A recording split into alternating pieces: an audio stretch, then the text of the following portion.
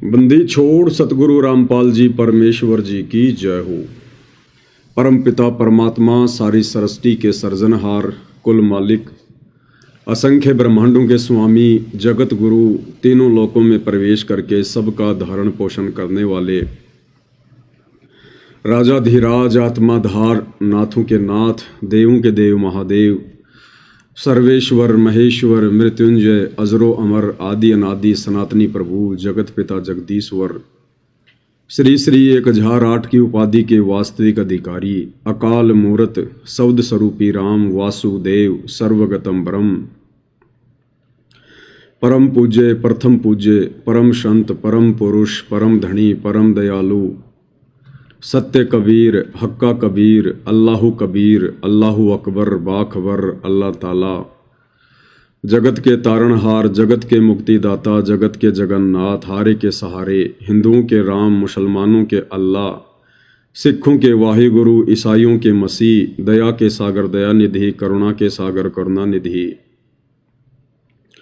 स्वयंभू परिभू, संकट मोचन, कष्ट हरण, मंगल करण, दुख भंजन, अविगत कबीर, निर्विकार निर्विषम परमात्मा, अलय अलेख सतगुरु, आदि अनादि सतगुरु, असली मर्यादा पुरुषोत्तम, असली राम, असली कृष्ण, असली घनश्याम, असली मुरारी, राजाओं के राजा, महाराजाओं के महाराजा, शहंशाहों के शहंशाह, सम्राटों के सम्राट, भगवानों के भगवान, अल्लाहों के अल्लाह, प्रभुओं के प्रभु, मसीहाओं के मसीह, सच्चे वाहिगुरु, बाबाओं के बाबा, पीरों के पीर, सेठों के सेठ, जगत सेठ, सावलसा सेठ, सर्वगुण संपन्न, अनंत कोटि कलाओं के स्वामी, अनंत कोटि ब्रह्मांडों के नायक, योगियों में महायोगी, ध्यानियों में महाध्यानी, सिद्धों में परम सिद्ध, ज्ञानियों में तत्व ज्ञानी, ब्रह्म ज्ञानी, महाज्ञानी, परम ज्ञानी, सर्वश्रेष्ठ ज्ञानी, विज्ञानी, युवा कबीर, समरथ कबीर, असमवात, अमित ओजा, सच्चे रहनुमा, करीम अल्लाह, सुभान अल्लाह,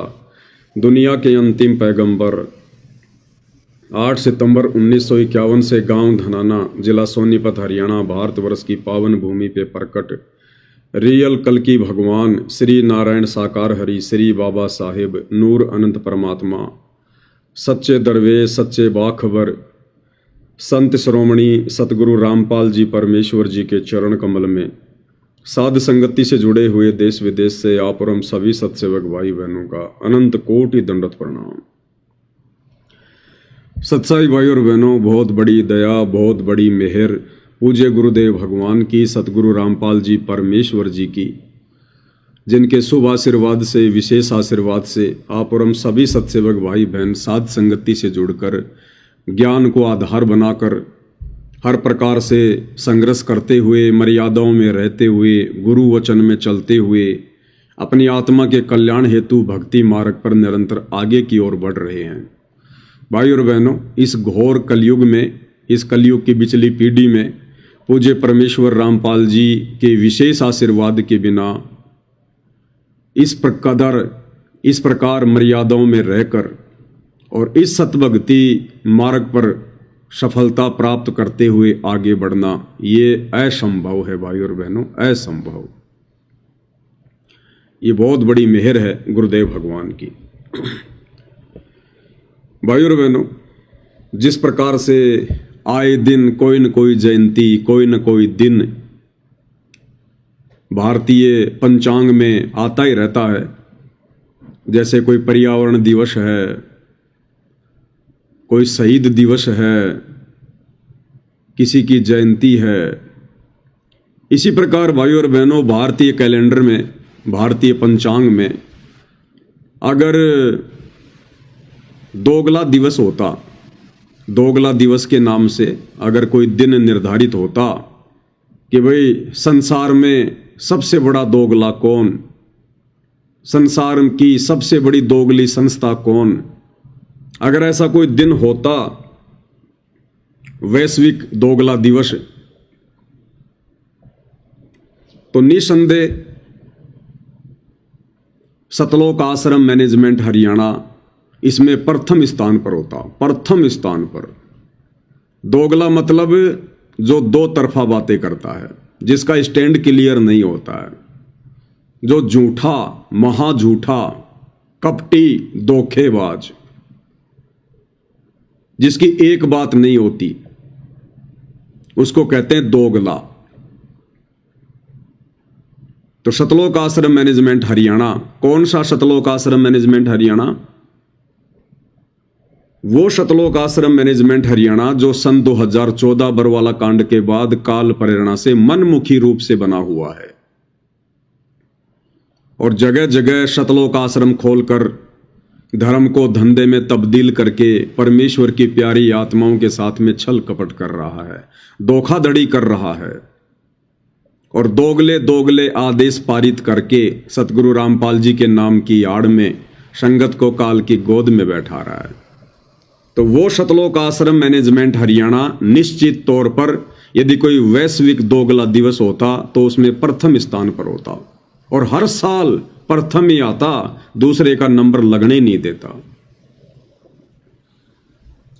आज इनकी ऐसी कुछ घटिया हरकतें, दोगली हरकतें भाई बहनों के सामने रखनी बहुत जरूरी है, क्योंकि हरियाणा में वर्तमान में एक मुद्दा बहुत ज्यादा जोर पकड़ा हुआ है, मनीषा हत्याकांड। 11 या 12 अगस्त को हरियाणा से एक बहन है जो पेशे से टीचर थी और कुछ लोगों ने मिलकर उसके साथ में बलात्कार किया, सामूहिक बलात्कार किया और बताया जाता है फिर उसकी लाश को सत विकसित करके उसकी आंखें निकाली गई, उसके सर को काट दिया गया और उसके बाद उसको खेतों में डाल दिया गया। और हरियाणा में वर्तमान में बहुत ज्यादा आक्रोश है, जगह जगह धरने प्रदर्शन हो रहे हैं, सरकार के खिलाफ लोग सड़कों पर उतर रहे हैं, बहुत सारी संस्थाएं उस मनीषा बहन को न्याय दिलाने के लिए संघर्ष कर रही हैं, धरने प्रदर्शन कर रही हैं।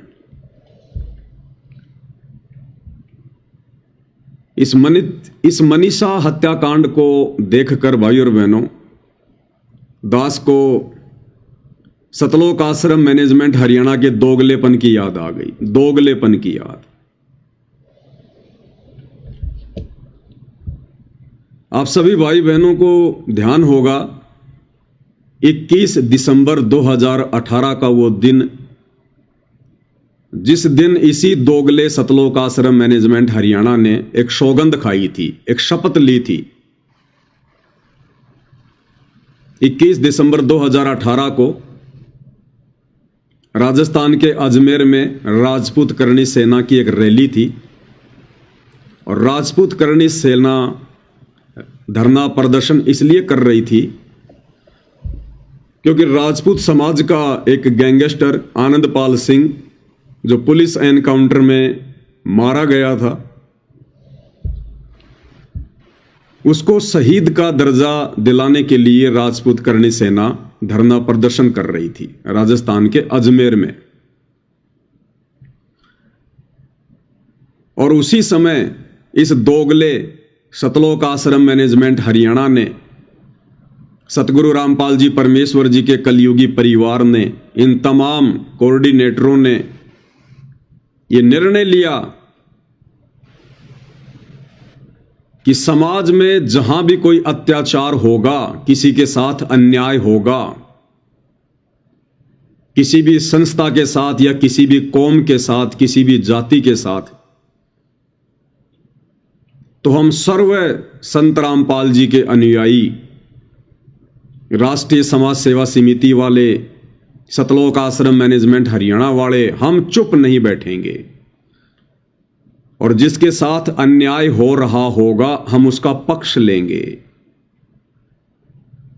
हर संभव उसकी मदद करेंगे, उसका साथ देंगे।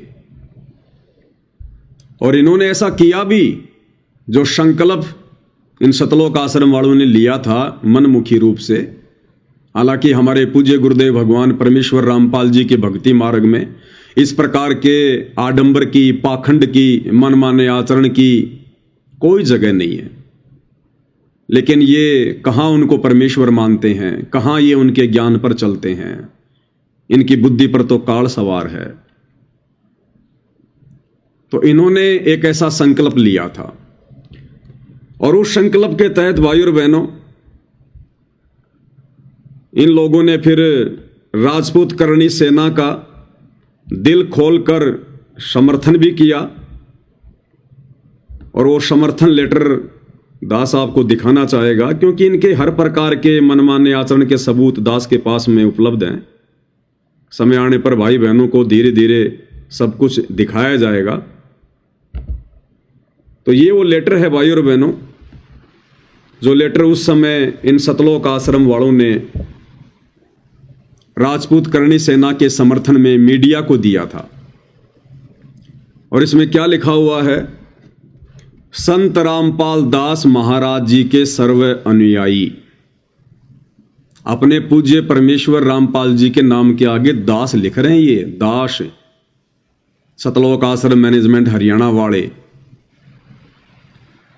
आनंदपाल के फेक एनकाउंटर की सीबीआई जांच करवाने की राजपूत समाज की मांग का समर्थन करते हैं।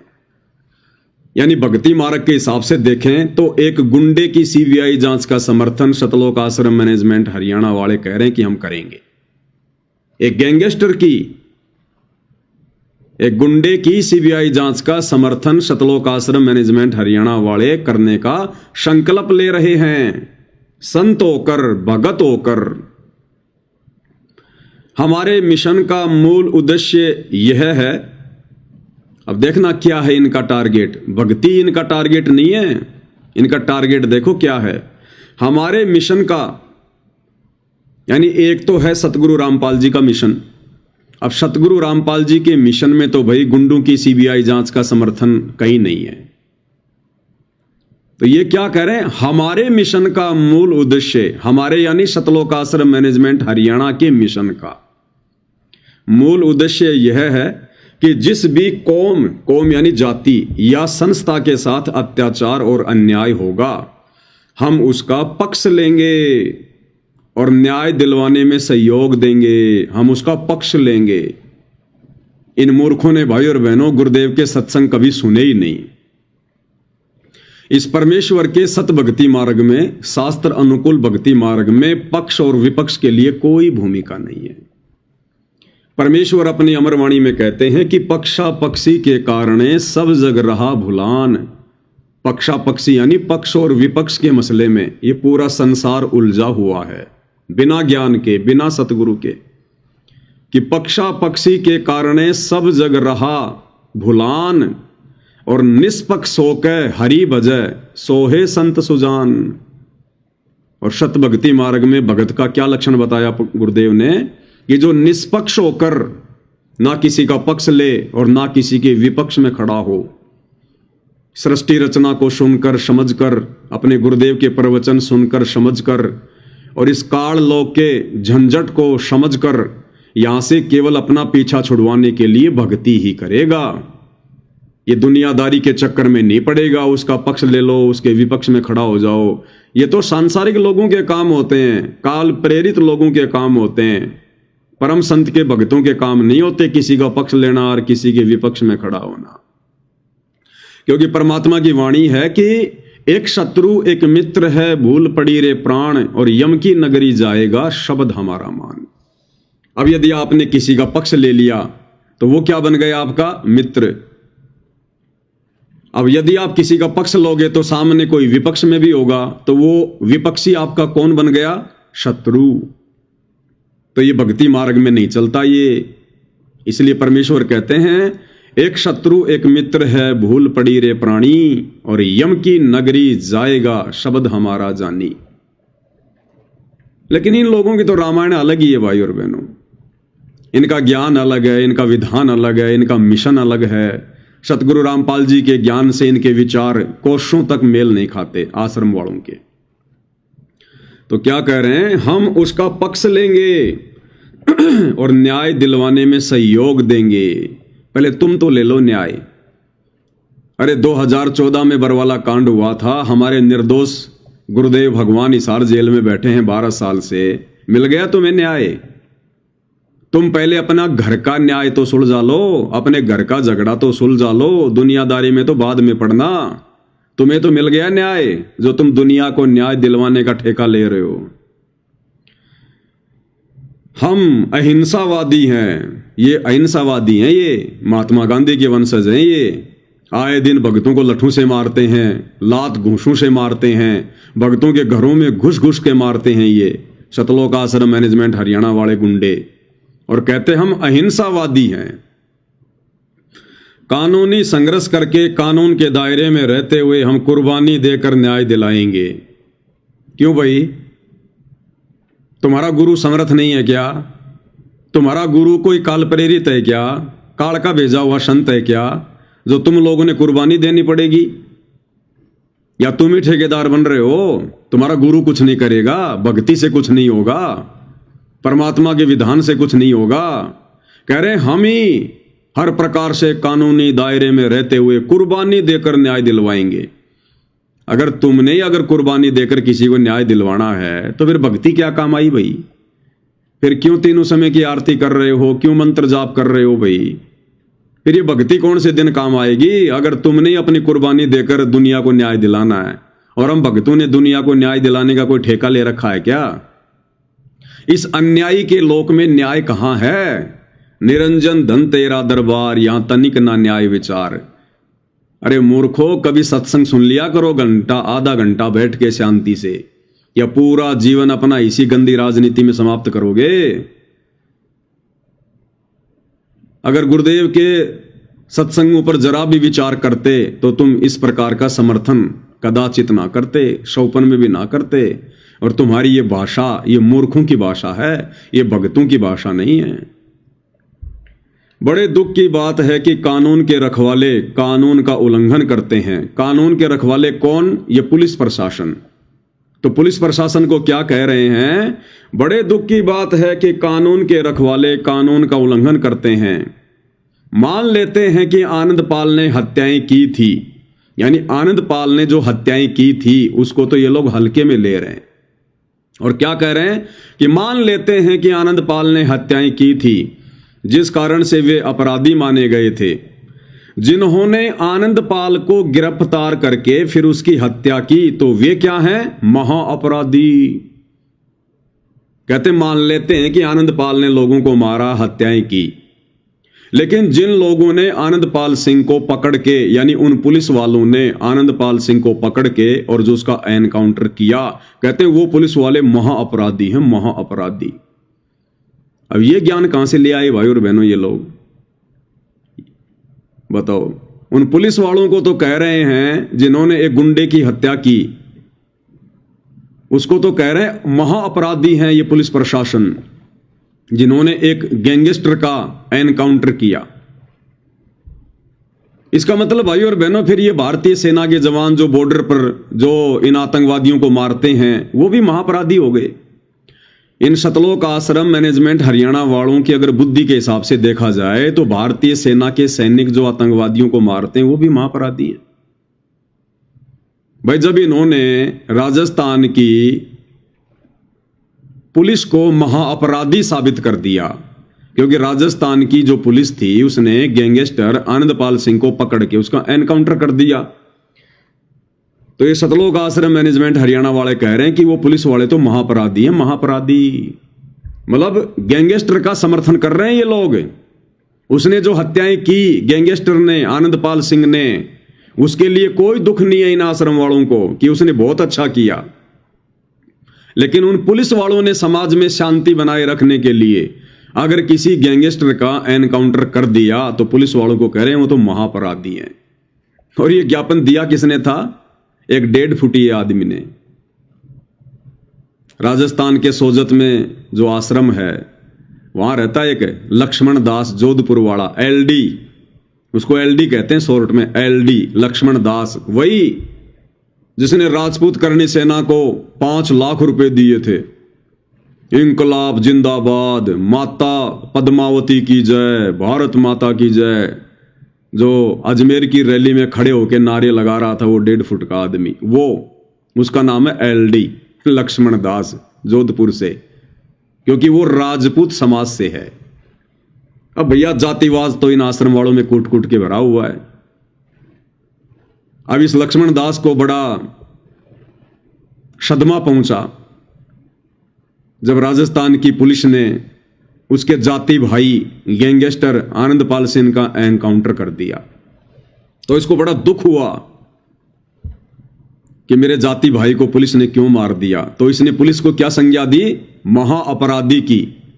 मेरे पास भाई और बहनों इसका वीडियो भी है जो इसने राजस्थान के जयपुर में और राजपूत करणी सेना को समर्थन दिया था, ये लेटर देते हुए। वो वीडियो भी है दास के पास में, सारे सबूत हैं इनके। जिन्होंने आनंदपाल सिंह को गिरफ्तार करके फिर उसकी हत्या की तो वे क्या हैं? महाअपराधी हैं। उनको कानून के तहत दंडित किया जाए ताकि जनता का भारत के संविधान पर विश्वास कायम रहे। राजस्थान सरकार यदि सच्ची है कि आनंदपाल मुठभेड़ में एनकाउंटर किया गया है तो सीबीआई जांच से क्यों कतराती है? इससे सरकार की नीयत पर सवालिया निशान लगा है। आनंदपाल को गिरफ्तार किया गया था तो उसे न्यायालय में पेश करके कानूनी प्रक्रिया चलानी चाहिए थी।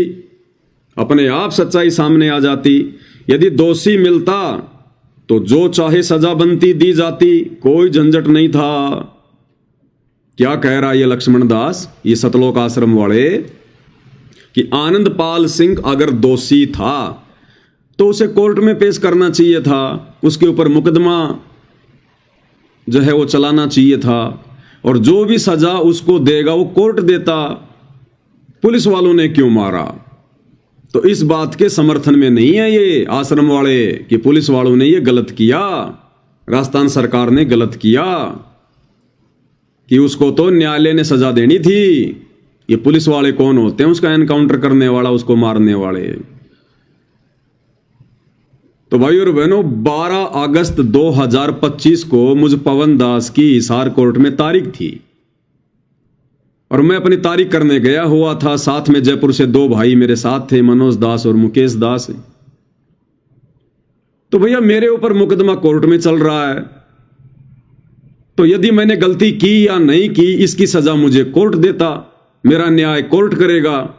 तुम सतलोक आश्रम धनाना से गुंडे भेजकर वहां पर मेरा न्याय करवाने के लिए क्यों आ गए भाई?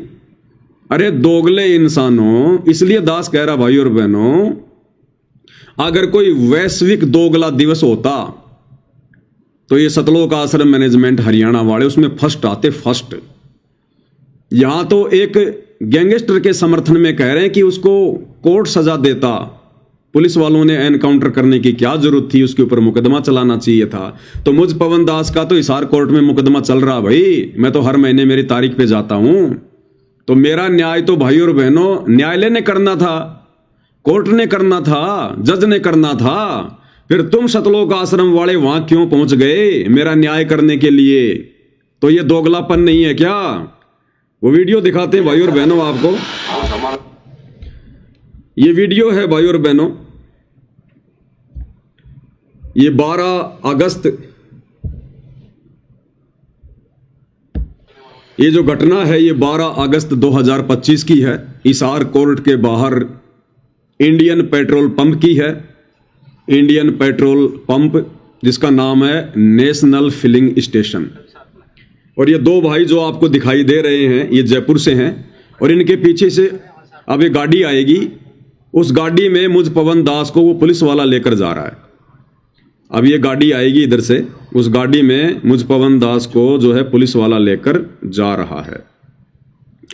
और ये दोनों भाई वहां पे खड़े हो गए। ये जा रही वो गाड़ी, इस गाड़ी में मैं पवन दास उस पुलिस वाले के साथ में, और ये दोनों भाई यहां पर हैं और ये फिर आगे जा रहे हैं। और पीछे से ये जो नीली नीली जो टी शर्ट में है जिसने मनोज दास को अभी पकड़ा है, और जो लाल टी शर्ट में है जो पीछे जा रहा है, ये सारे के सारे व्यक्ति सतलोक आश्रम जो है धनाना से, ये बदमाश व्यक्ति, गुंडे व्यक्ति, ये सतलोक आश्रम धनाना से भेजे गए थे।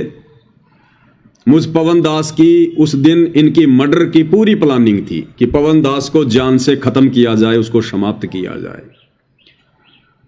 लेकिन परमेश्वर की दया रही मेरे लिए, तो परमात्मा ने उस पुलिस वाले को भेज दिया। वो मुझे अपनी गाड़ी में बैठा कर ले गया और ये दो भाई जो मेरे साथ थे जयपुर से, मुकेश दास और ये मनोज दास, ये दोनों बेचारे वापस कोर्ट में जा रहे थे, क्योंकि मुझे भी वापस कोर्ट में आना था मेरी तारीख करने के लिए। लेकिन इन दोनों को देखो यहां पर पेट्रोल पंप पर किस प्रकार से ये बसंत सैनी, जो ये नीली जो टी शर्ट में है बसंत सैनी, और कम से कम ये 10-12 लोग लेकर आया था, 2 गाड़ियां भर के लाया था, साथ में हथियार भी थे। लेकिन इसने देखा कि हथियार निकाल के क्या करेंगे, जिसके लिए हथियार लाए थे वो तो गया उस पुलिस वाले के साथ में, वो पवन दास तो, और ये 2 भगत बेचारे वहां रह गए थे पीछे। इन दोनों भगतों को इन्होंने जानवरों की तरह मारा, जानवरों की तरह। आपने ये वीडियो देखा है, 12 अगस्त 2025 की ये घटना है। तो ये महादोगले इंसान है भाई और बहनों, महादोगले इंसान। क्या कह रहे हैं ये जो लेटर आनंदपाल सिंह की सीबीआई जांच के समर्थन में सतलोक आश्रम वालों ने सौंपा था जयपुर में, कह रहे हैं यदि वो आनंदपाल सिंह दोषी था, उसने हत्याएं की थी, तो उसका न्याय अदालत में होना चाहिए था। पुलिस वालों ने उसका एनकाउंटर क्यों किया? तो भैया मुझ पवन दास पर हिसार में जो मुकदमा चल रहा है, तो मेरा न्याय भी तो प्रशासन ने करना था। मेरा न्याय कोर्ट करेगा भाई, जज करेगा। तुम क्यों बीच में जज बन गए? तो तुम क्या हो फिर तुम क्या हो? महादोगले व्यक्ति, महाअपराधी व्यक्ति। तो क्या लिख रहे हैं? आनंदपाल को गिरफ्तार किया गया था तो उसे न्यायालय में पेश करके कानूनी प्रक्रिया चलानी चाहिए थी, अपने आप सच्चाई सामने आ जाती। यदि दोषी मिलता तो जो चाहे सजा बनती, दी जाती, कोई झंझट नहीं था। अब तो सीबीआई जांच सरकार को करवानी होगी ताकि दूध का दूध और पानी का पानी हो सके। जब तक सीबीआई जांच का आदेश सरकार नहीं करेगी तब तक हम राजपूत समाज के दुख में दुखी रहेंगे। अब वही बात है भाई और बहनों, परशुराम जी वाली। अब फिर से अगर मैं कोई शब्द कहूंगा तो फिर से ये नालायक इंसान मेरे पीछे पड़ जाएंगे। अब बताओ ये राजपूत समाज इनका क्या लगता था? क्या लगता है इनका? हमारा तो भगत समाज है भाई। अरे सतगुरु रामपाल जी परमेश्वर जी की शरण में आने के बाद हमारा समाज तो भगत समाज है, राजपूत हमारा समाज नहीं है। लेकिन क्या कह रहे हैं ये लोग? तब तक हम राजपूत समाज के दुख में दुखी रहेंगे, अपना हर संभव साथ कानून के दायरे के अंतर्गत रहकर आंदोलन करके देंगे। ये इनका लेटर है। नीचे लिखा है, प्रार्थी संत रामपाल दास जी के सर्व अनुयायी। बकवाद करते हैं ये चंद लोग और सारी संगत को लपेटे में ले लेते हैं, सर्व अनुयायी, सर्व अनुयायी। तो ये इनका समर्थन पत्र था राजपूत समाज को, एक गुंडे की सीबीआई जांच के समर्थन में। ये काहे के भगत हैं भाई और बहनों?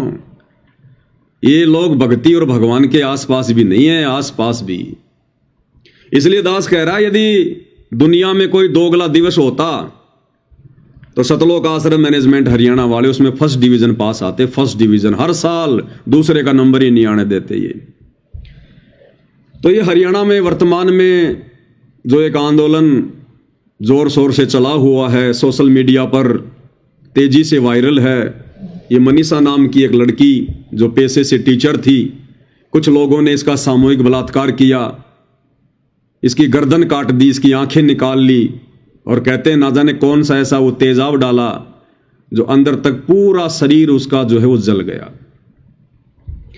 अब सतलोक आश्रम मैनेजमेंट हरियाणा वालों से मेरी प्रार्थना है कि भाई राजस्थान का एक गैंगस्टर, राजस्थान में राजस्थान का गैंगस्टर, अरे उसकी सीबीआई जांच करवाने के लिए तुम हरियाणा से राजस्थान में चले गए,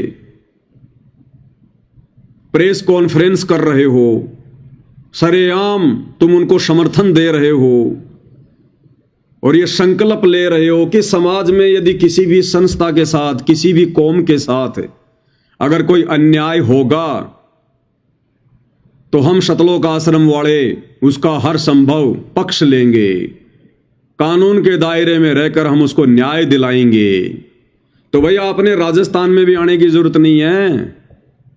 अरे ये तो तुम्हारे स्टेट में, हरियाणा में, और भाई सतलोक आश्रम वालों भिवानी में तो तुम्हारा आश्रम भी है। ये तो भिवानी की घटना है, और भिवानी में तो तुम्हारा आश्रम भी है। तो क्या अब तुम लोगों ने समाज को, किसी कौम को या किसी बहन को न्याय दिलवाना छोड़ दिया क्या? दल बदल लिया क्या? अरे फिर गए क्या अपने वचन से? तोड़ दी क्या अपनी शपथ? टूट गया तुम्हारा संकल्प? अरे तुम्हारे घर में, तुम्हारे होम टाउन में, भिवानी में, हरियाणा में इस बहन के साथ में कितना बड़ा अन्याय हुआ है, कितना बड़ा अत्याचार हुआ है। अरे वो आनंदपाल सिंह तो गुंडा था, वो तो गैंगस्टर था। उसके साथ यदि ऐसा हो गया तो कोई बड़ी बात नहीं है, लेकिन ये बेचारी नादान बोली वाली लड़की, ये बहन अपना नेक नीति से अपना कमा रही थी, खा रही थी, और कुछ लोगों ने जो हवस के शिकारी होंगे उन्होंने किस तरह से इस बहन की निर्मम हत्या की। पहले इसका बलात्कार किया, फिर इसकी निर्मम हत्या की, इसकी गर्दन काट दी, आंखें निकाल दी। अरे सतलोक आश्रम मैनेजमेंट हरियाणा वालों, तुम्हारा दिल नहीं पसीज रहा क्या? अरे तुम्हारा जमीर मर गया क्या? अरे कौन से कोने में दुब के पड़े हो भाई? तुम्हें दिखाई नहीं दे रहा क्या ये कितना बड़ा अत्याचार हुआ इस बहन के साथ में? और तुम लोगों ने तो शपथ ले रखी है, संकल्प ले रखा है कि हम अन्याय होने नहीं देंगे। अरे पूरा हरियाणा एकजुट है इस बहन को न्याय दिलवाने के लिए। अरे सतलोक आश्रम वालों, तुम कौन से बिल में छुप के बैठे हो? क्या तुम्हें यह घटना दिखाई नहीं दे रही क्या? दोगले इंसानों, इसलिए तुम दोगले हो, दोगले। गुंडे की सीबीआई जांच के समर्थन में राजस्थान पहुंच गए। 5-5 लाख रुपया दे रहे हो राजपूत करणी सेना को, और तुम्हारे हरियाणा में इस बहन के साथ कितना बड़ा अत्याचार हुआ है। तुम्हारा दिल नहीं पसीज रहा? क्यों नहीं आ रहे तुम इसके समर्थन में भाई? भाई और बहनों, अब इनकी मजबूरी बन गई। अगर ये सतलोक आश्रम मैनेजमेंट हरियाणा, सतलोक आश्रम धनाना वाले, भिवानी वाले, गुरुजी के परिवार वाले, अगर इस मनीषा बहन को न्याय दिलाने के लिए अगर रोडों पर आते हैं या संगत को बुलाते हैं तो इनके आश्रमों के ताले लग जाएंगे, ताले। ये बड़े स्वार्थी जीव हैं, मौका परस्त इंसान है ये आश्रम वाले। इन्हें पता है कि पूरा का पूरा हरियाणा इस बहन को न्याय दिलाने के लिए हरियाणा सरकार के विपक्ष में है, क्योंकि अभी तक वो हत्यारे पकड़े नहीं गए, वो बलात्कारी पकड़े नहीं गए, अभी तक इस बहन को न्याय नहीं मिला। हरियाणा की जनता में हरियाणा की बीजेपी सरकार के प्रति रोष है, और ऐसे में भाई सतलोक आश्रम मैनेजमेंट हरियाणा वाले, परमेश्वर रामपाल जी के परिवार वाले, ये लोग कैसे इस बहन को न्याय दिलाने के लिए रोडों पर उतर आएंगे? क्यों? क्योंकि आजकल ये लोग बीजेपी सरकार के दलाल बने हुए हैं। सतगुरु रामपाल जी के परिवार वाले, सतलोक आश्रम मैनेजमेंट हरियाणा वाले, ये तो बीजेपी सरकार की गोद में बैठे हुए हैं। जहां भी हरियाणा के मुख्यमंत्री की रैली होती है वहां भीड़ जुटाते हैं, भक्तों को ले जाते हैं, मुख्यमंत्री की रैली को सफल बनाते हैं, क्योंकि मुख्यमंत्री जी के आशीर्वाद से, मुख्यमंत्री जी के रहमो करम से इनके आश्रम चल रहे हैं, इनका धार्मिक धंधा चल रहा है। और ऐसे में यदि ये लोग इस बहन के समर्थन में आ गए तो सीधा सीधा हरियाणा सरकार के विपक्ष में माना जाएगा। और यदि हरियाणा सरकार को इस बात का पता चल गया कि बाबा रामपाल के परिवार वाले, सतलोक आश्रम मैनेजमेंट हरियाणा वाले ऐसे ऐसे रोडों पर उतर आए हैं, तो भाई इनके आश्रमों के ताले नहीं लग जाएंगे क्या? इनका धार्मिक धंधा चौपट नहीं हो जाएगा क्या? क्योंकि इनके आश्रम सतगुरु रामपाल जी के आशीर्वाद से नहीं बल्कि हरियाणा सरकार के आशीर्वाद से चल रहे हैं। इसलिए ये लोग अब अपने दोगलेपन पे आ गए, दोगलेपन पे। अब इनको दिखाई नहीं दे रहा कि समाज में कहां न्याय हो रहा है, कहां अन्याय हो रहा है। ये मौका परस्त इंसान है, मौका परस्त।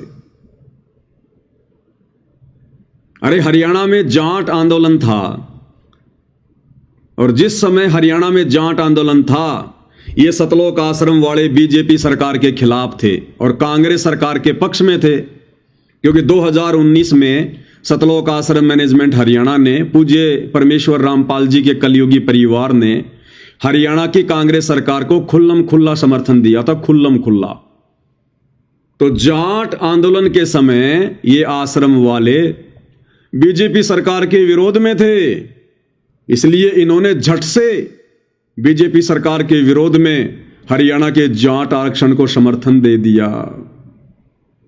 लेकिन आज ये लोग बीजेपी सरकार के समर्थन में हैं, बीजेपी सरकार की गोद में बैठे हैं, और अब यदि इन्होंने बीजेपी सरकार की खिलाफत की या जरा भी बीजेपी सरकार से न्याय की मांग की, तो भैया राजनेता किसी के नहीं होते। 2 मिनट में इनके आश्रमों पर ताला लगवा देंगे, 2 मिनट में। तो ये लोग डरे हुए हैं, सहमे हुए हैं, भयभीत हैं, हमारा तो धंधा चौपट हो जाएगा, धंधा। तो अब ये अपने दोगलेपन पे आ गए, दोगलेपन पर। अब इन्हें इस मनीषा बहन का दर्द दिखाई नहीं दे रहा, इन्हें ये अत्याचार दिखाई नहीं दे रहा। ये है इनकी दोगली नीति भाई और बहनों, दोगली नीति।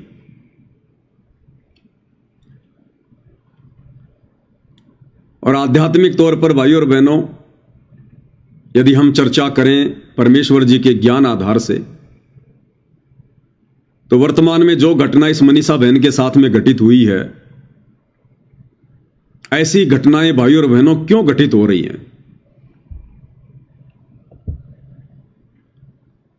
क्योंकि समाज शास्त्र अनुकूल शत भक्ति नहीं कर रहा है, समाज देखा देखी वाली भक्ति कर रहा है, समाज लोक वेद में फंसा हुआ है, जिस कारण से भक्ति से जो लाभ होना चाहिए, भक्ति करने से भगवान की तरफ से हमें जो सहायता मिलनी चाहिए, जो मदद मिलनी चाहिए, वो मदद आज समाज को नहीं मिल पा रही है। अरे आज भी समाज उसी विष्णु भगवान की भक्ति कर रहा है जिस विष्णु भगवान की भक्ति भगत प्रहलाद कर रहा था। तो भगत प्रहलाद की कैसे रक्षा होगी भाई? वर्तमान में विष्णु जी की अर्थात श्री कृष्ण जी की भक्ति करने वालों की मदद क्यों नहीं हो रही? क्योंकि वर्तमान में शास्त्र अनुकूल भक्ति कोई नहीं कर रहा। आज भी समाज उसी श्री कृष्ण जी के मंदिर में जाता है, उसी श्री कृष्ण जी की भक्ति करता है, जन्माष्टमी मनाता है। जिस श्री कृष्ण जी ने और मीराबाई के जहर को अमृत बना दिया था, हालांकि बनाने वाले तो परमात्मा थे, लेकिन समाज को समझाने की दृष्टि से बोला जा रहा है। तो आज वो श्री कृष्ण जी की भक्ति ऐसे समय में भाई बहनों के काम क्यों नहीं आ रही? जिस श्री कृष्ण जी की भक्ति करने से द्रौपदी का चीर बढ़ गया, उसकी साड़ी बढ़ गई, दुशासन जैसा योद्धा जो साड़ी उतार रहा था खींच खींच के थक गया, पसीने आ गए, लेकिन द्रौपदी नंगी नहीं हो पाई। आज भी ये समाज उसी श्री कृष्ण की, उसी श्री विष्णु की भक्ति कर रहा भाई। आज क्यों हमारी बहनों के साथ में बलात्कार हो रहे हैं? आज क्यों उनके ऊपर अत्याचार हो रहे हैं? आज क्यों नहीं आ रहे श्री कृष्ण जी? आज क्यों नहीं आ रहे श्री विष्णु जी मदद करने के लिए? भगवान तो वही है ना, भगवान थोड़े बदल गए। लेकिन भाई और बहनों, आप और हमारा भक्ति करने का ढंग बदल गया, हमारा तरीका बदल गया, इसलिए समाज दुखी है, परेशान है। अगर ये मनीषा बहन शास्त्र अनुकूल भक्ति करती, साधना करती, यदि इसका परिवार भक्ति करता, और वर्तमान में पूरे विश्व में शास्त्र अनुकूल शत भक्ति के दाता केवल परमेश्वर रामपाल जी हैं, और संसार में कोई गुरु कहलाने का अधिकारी नहीं है, कोई उपदेश देने का अधिकारी नहीं है, किसी के पास में सतज्ञान नहीं है, चाहे कितने बड़े बाबा बन के बैठे हैं। इस देश के चारों शंकराचार्यों को भी भक्ति मार्ग का कै ख गै भी ज्ञान नहीं है, कै ख गै भी। बाकी ये छोटे मोटे बाबा प्रेमानंद, धीरेन्द्र शास्त्री, अनुरुद्धाचार्य, रितेश्वर महाराज, ये मंडलेश्वर, इनकी तो फिर बिसात ही क्या है, औकात ही क्या है भाई और बहनों। ये तो केवल दिखाई देने में अच्छे लगते हैं, लाल पीले कपड़े पहन लेते हैं, माथे पे चंदन का तिलक लगा लेंगे, राख लगा लेंगे, केवल दिखाई देने में अच्छे लगते हैं कि ये बाबा हैं। केवल बाहरी दिखावा बाबा का है, अंदर से बिल्कुल थोते खाली। परमात्मा कहते हैं कंठी माला सुमरणी पहनने से क्या होए, ऊपर डूंडा साधु का, यानी ऊपर से तो साधु दिखाई देता है और अंदर राख्या खो। अंदर कुछ भी नहीं है भक्ति के नाम पर, भगवान के नाम पर, साधना के नाम पर, कोरा पाखंड आडंबर। इसलिए इस बहन की इज्जत रक्षा नहीं हो पाई। इस जैसी ना जाने कितनी बहनों की इज्जत रोजाना लुट रही है, कितने मासूमों पर रोजाना अत्याचार हो रहे हैं और सभी भक्ति कर रहे हैं। कोई ऐसा परिवार नहीं जो भक्ति नहीं करता। ये बहन मनीषा भी सारे त्योहार मनाती होगी, ये भी मंदिरों में जाती होगी, देवी देवताओं की पूजा करती होगी, व्रत उपासना करती होगी। अब क्यों काम नहीं आए वो भगवान, वो देवी देवता? अब हरियाणा के लोगों ने अगर धरना प्रदर्शन ही करना है तो भाई उस मंदिर में जाके करना चाहिए, उस मंदिर में जाके धरना देना चाहिए जिस मंदिर में ये बहन जाती थी पूजा पाठ करने के लिए, दान धर्म करने के लिए। उस मंदिर में जाके धरना देना चाहिए और सवाल जवाब करने चाहिए उन पुजारियों से कि भाई कहां चला गया था ये भगवान, जिस भगवान की पूजा करने के लिए, जिस भगवान के दरबार में ये बहन आया करती थी, चढ़ावा चढ़ाया करती थी। अरे क्यों जाते हैं मंदिर में, मस्जिद में, चर्च में, गुरुद्वारों में? क्यों भक्ति करते हैं? इसीलिए तो करते हैं ना कि भगवान आने वाले समय में हमारे परिवार पर, हमारे बच्चों पर कोई संकट आए तो आप उसको टाल दीजिएगा। हे परमेश्वर, हम आपके मंदिर में आ रहे हैं, हम आपको भोग लगा रहे हैं, हम यहां पर दान दक्षिणा कर रहे हैं, हम धर्म कर रहे हैं, ताकि हमारे ऊपर कोई संकट आए तो आप उसे पहले ही नष्ट कर दो।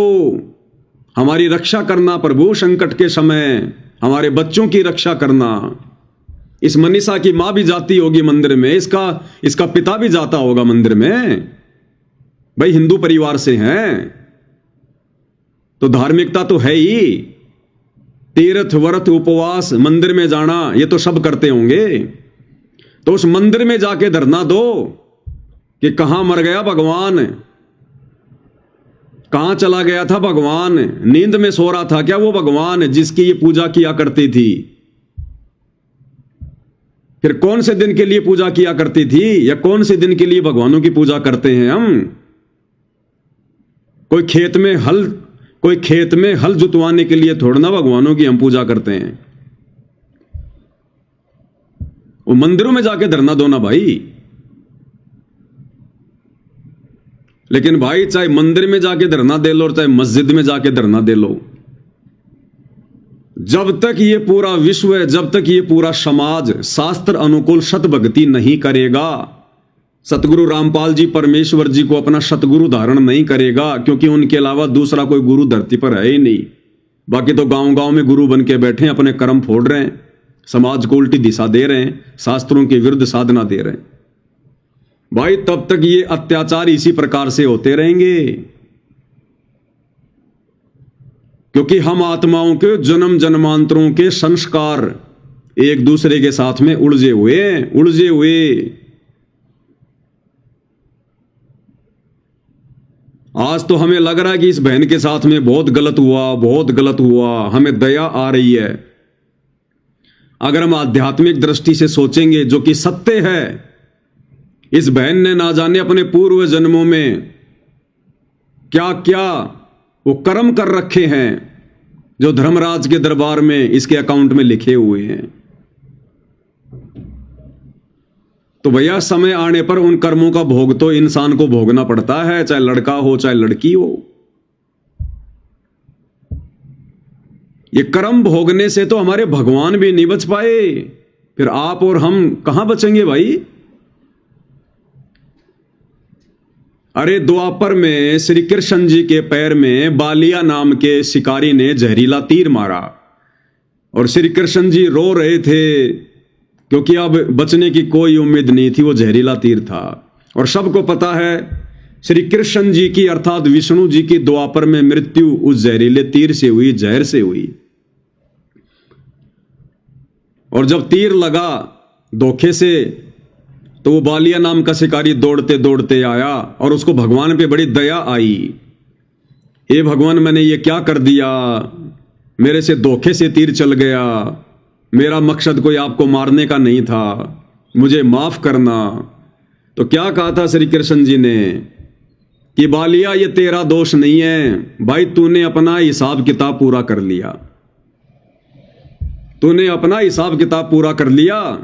तो बालिया ने कहा कि भगवान मेरा और आपका क्या हिसाब किताब, मैं एक भिखारी आदमी और आप द्वारिकाधीश।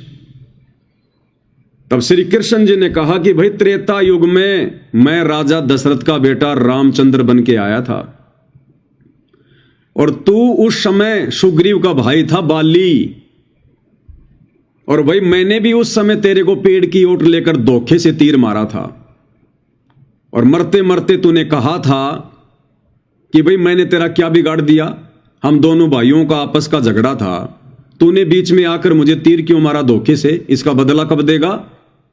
क्योंकि बदला कहीं न जात है तीन लोग के मां, और सतगुरु मिले कबीर से तो सारे झंझट मिट जा। तो जब बाली ने पूछा कि भैया इसका बदला मुझे कब दोगे,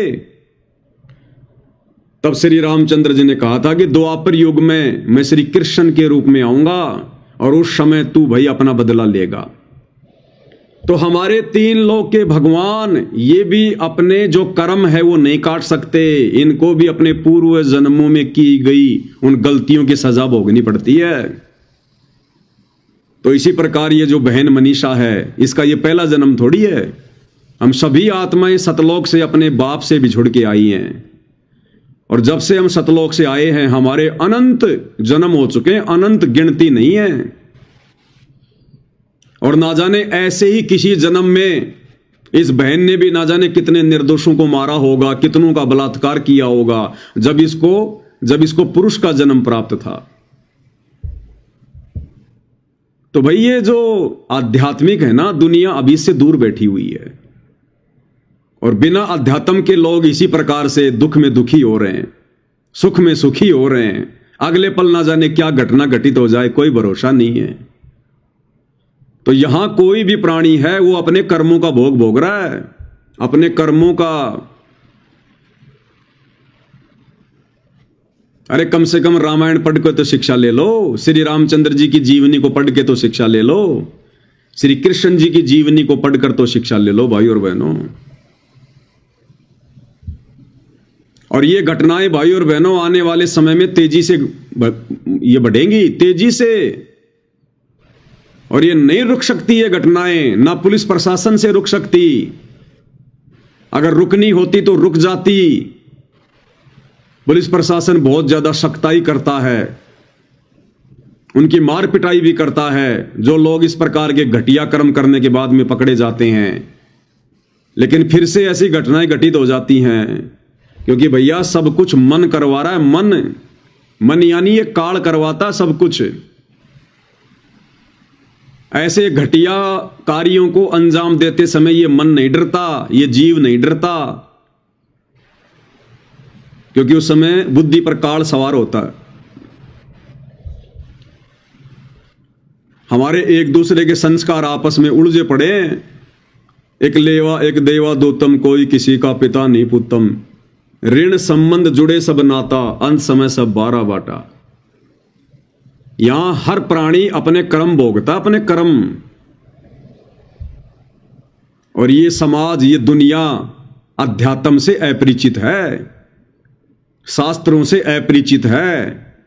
और ये जगह जगह जो नकली पाखंडी धर्मगुरु बैठे हुए हैं अपनी रोजी रोटी के लिए, अपने धंधे के लिए, इन्हें खुद नहीं पता इन शास्त्रों का, शास्त्रों के निष्कर्ष का, ज्ञान का। समाज को क्या खाक बताएंगे, जिस कारण से ये समाज बेचारा शास्त्रों के विरुद्ध भक्ति कर रहा है। गीता और वेदों की विपरीत भक्ति कर रहा है, जिस कारण से भक्ति करते करते भी, पूजा पाठ करते करते भी ऐसी जघन्य घटनाएं आए दिन होती रहती हैं। क्यों नहीं टाल रहा भगवान? अरे भक्ति से तो आपत्तियां टलनी चाहिए भाई, भक्ति से तो हमें सुख होना चाहिए, हमारे घर में सुख शांति आनी चाहिए। और इस मनीषा के घर में तो भाई कहर टूट गया, कहर। कौन माता पिता बर्दाश्त करेगा अपने संतान के साथ जब ऐसा होता है? तो क्या इसके माता पिता भक्ति नहीं करते थे क्या? मंदिर में नहीं जाते थे क्या? व्रत नहीं करते थे क्या? 11-12 अमावस्या नहीं मनाते थे क्या? बाबा श्याम जी के नहीं गए क्या कभी? मेहंदीपुर के बालाजी के नहीं गए क्या कभी? सारी पूजा पाठ करते हैं, उसके बावजूद भी उनमें से एक भी देवी देवता ने आकर इस परिवार की मदद नहीं की, इस परिवार की रक्षा नहीं की। अन्यथा भगवान तो आपत्तियां टालता है।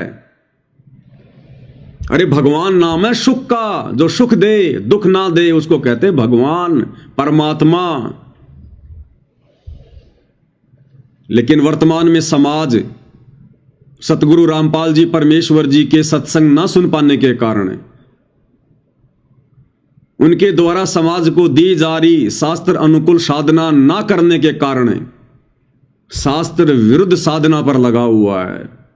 जिस साधना को करने के लिए, जिन देवी देवताओं की पूजा करने के लिए, जिन मंदिर मस्जिद चर्च गुरुद्वारों में जाने के लिए हमारी गीता जी मना कर रही है, श्राद्ध निकालने के लिए गीता जी मना कर रही है, भूत प्रेतों की पूजा करने के लिए गीता जी मना कर रही है, तीर्थों पर जाने के लिए पूजा जी मना कर रही है गीता जी, कावड़ यात्रा के लिए गीता जी मना कर रही है,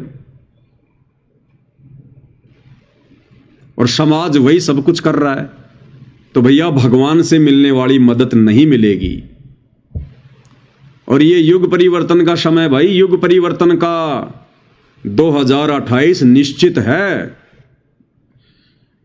और युग परिवर्तन में ये घटनाएं आगामी दिनों में तेजी से घटेंगी, तेजी से। क्योंकि युग परिवर्तन का मतलब है अपने किए गए उन कर्मों का भोग प्रत्येक प्राणी ने भोगना पड़ेगा, जो अभी तक वो नहीं भोग पाए। तो ये घटनाएं तो भाई आने वाले दिनों में तेजी से घटेंगी।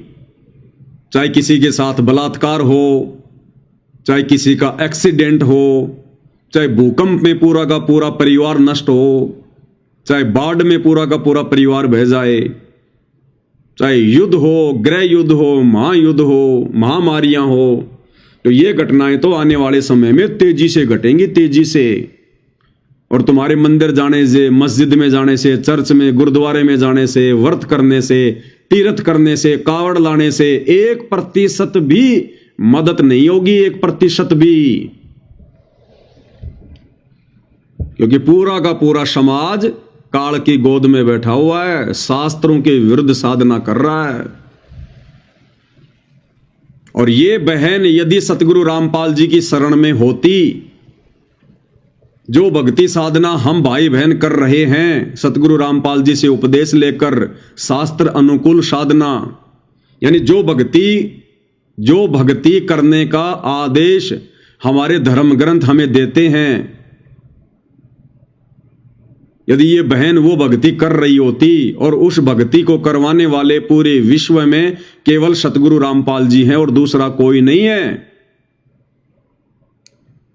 और यदि मर्यादाओं में रहकर जो नियम, जो मर्यादा परमेश्वर रामपाल जी बताते हैं, उन मर्यादाओं में रहकर यदि यह बहन आज भक्ति कर रही होती, आज इस बहन का वो संस्कार जो इसके भाग्य में लिखा हुआ था, परमात्मा उसको टाल देते। परमात्मा कहते हैं, 100 छल छिद्र मैं करूं जन अपने के काज, यानी अपने भगत के लिए मैं कुछ भी हेरा फेरी कर सकता हूं, कुछ भी। हिरणाकुश उदर विदारिया नरसिंह ज्यों धर ल्यूं साज, जैसे अपने भगत प्रहलाद को बचाने के लिए कबीर परमेश्वर रामपाल जी खंबे से प्रकट हो गए, नरसिंह रूप धारण कर लिया।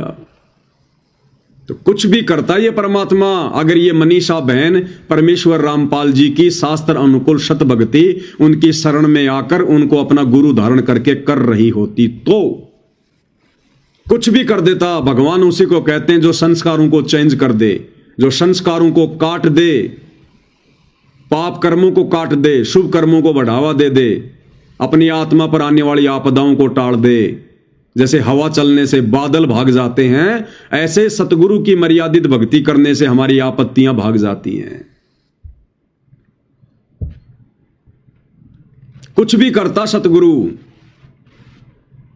क्या पता उस दिन इस घटना को टालने के लिए सतगुरु इस बहन में प्रेरणा कर देता, ये उस दिन स्कूल ही नहीं जाती। क्या पता परमेश्वर उन लड़कों के अंदर कोई प्रेरणा कर देता जिन्होंने बलात्कार किया है, उनमें परमात्मा को दया भर देता। परमेश्वर उनकी बुद्धि चेंज कर देते, उनकी सोच को चेंज कर देते।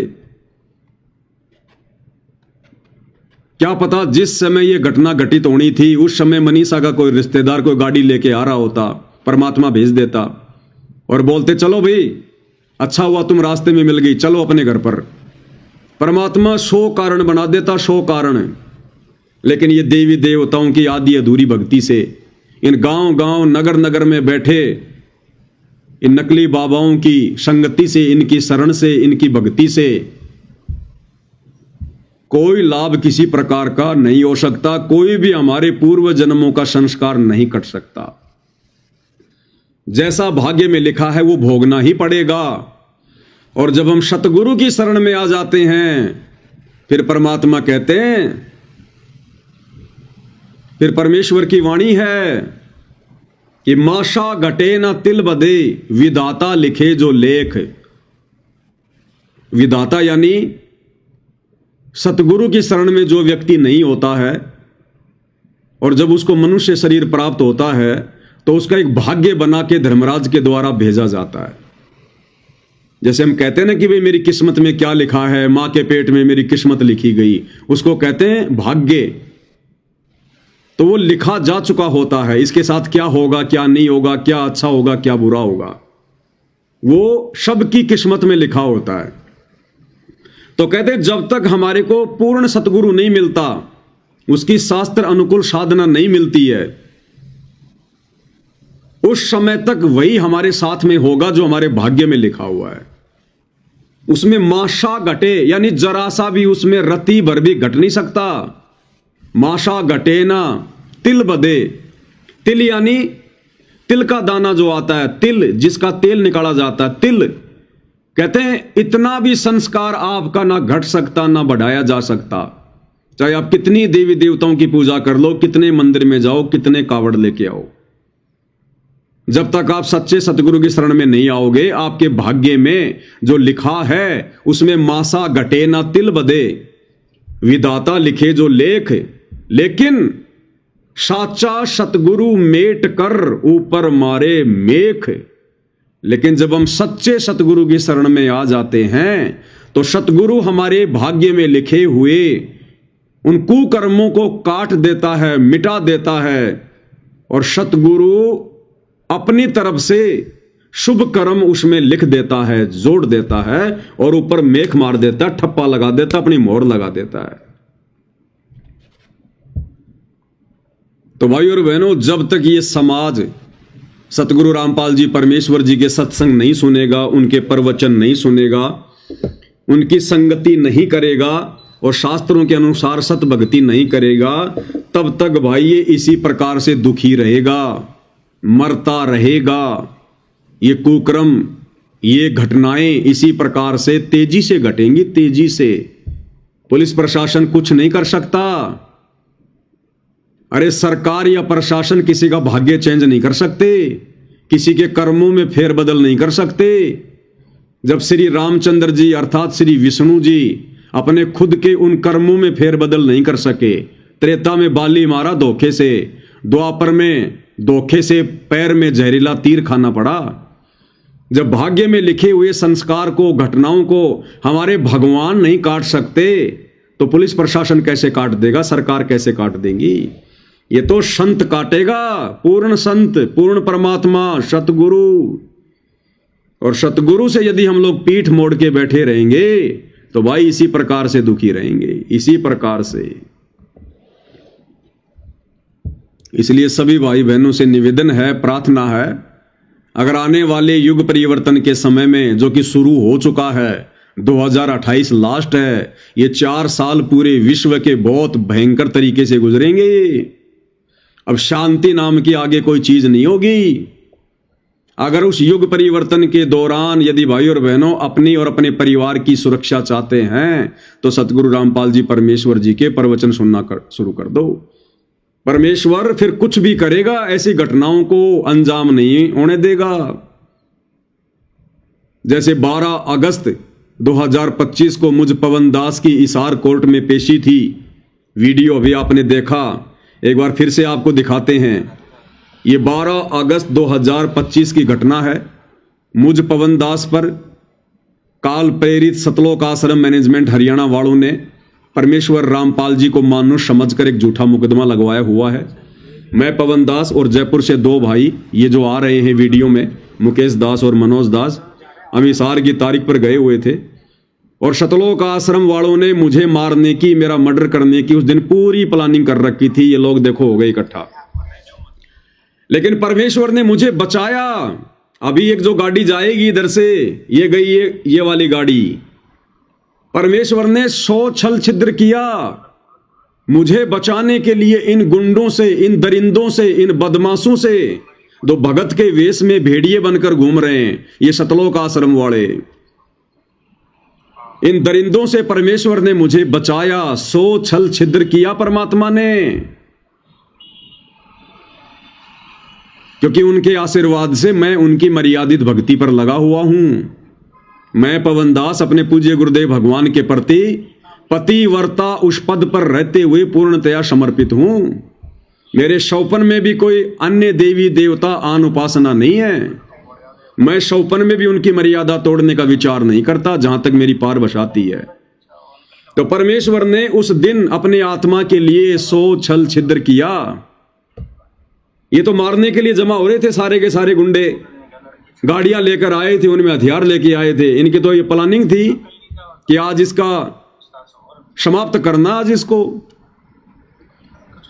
लेकिन उस अंतर्यामी सर्वज्ञ जानी जान परमेश्वर परम पूज्य सतगुरु रामपाल जी को इस बात का पता था। और परमेश्वर कहते हैं, जय हमरा भगत पछोड़ी होई तो हमरा नाम ना लेवे कोई। अगर मेरे भक्तों पर आपत्ति आ गई तो मेरा नाम कौन लेगा, फिर भक्ति कौन करेगा, कौन विश्वास करेगा फिर भगवान पर। तो उस दिन परमेश्वर ने 100 छल छिद्र किया अपनी आत्मा के लिए, इन दरिंदों से, इन बदमाशों से, सतलोक आश्रम मैनेजमेंट हरियाणा वालों से बचाने के लिए।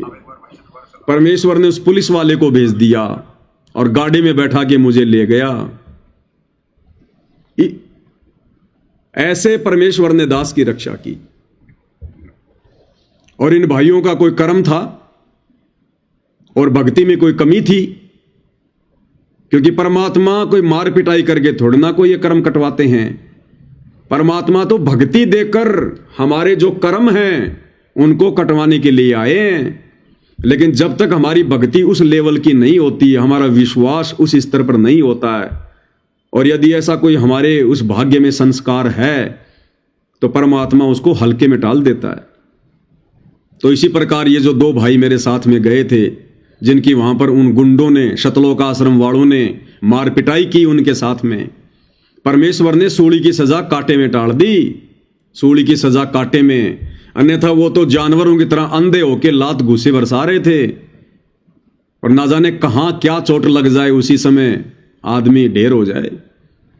लेकिन परमेश्वर रामपाल जी ने इन आत्माओं की भी रक्षा की और एक संदेशा दे दिया इन आत्माओं को कि भैया चिंतन मनन करके जो भी कमी है तुम्हारी मर्यादाओं में या भक्ति में, भले तुम भक्ति को हल्के में ले रहे हो या मर्यादाओं को हल्के में ले रहे हो, या जितनी भक्ति सतगुरु चाहता है उतनी नहीं कर पा रहे हो, तो भाई अपनी उन कमियों पे विचार करो और भक्ति को बढ़ाओ, ताकि आने वाले समय में परमात्मा फूल जितनी चोट भी तुम्हारे ऊपर ना आने दे, फूल जितनी भी।